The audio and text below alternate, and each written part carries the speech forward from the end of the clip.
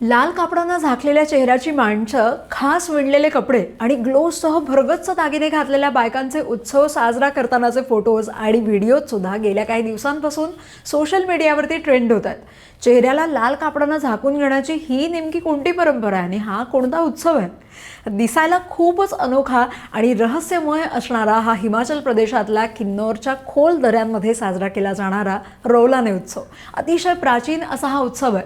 किन्नौरचे लोक मानतात की सौनी म्हणजेच हिमालयात राहणाऱ्या आत्मा किंवा पर्या थंडीच्या दिवसात गावात येऊन लोकांचं, जनावरांचं आणि जमिनीचं रक्षण करतात.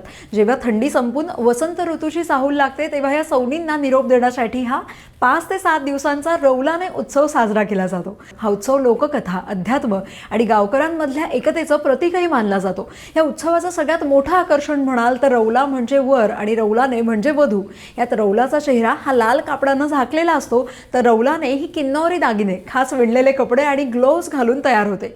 त्यांच्यात यावेळी लग्नही लावलं जातं, पण हे लग्न खरं नसतं, तर ते मानव, आत्मा आणि निसर्ग यांच्यातलं अतूट नातं, संरक्षण आणि कृतज्ञता व्यक्त करण्याचं एक प्रतिकात्मक लग्न असतं. उत्सवादरम्यान हे दोघेही संपूर्ण गावाला नृत्य करत, गाणी म्हणत नागित नारायण मंदिराकडे घेऊन जातात.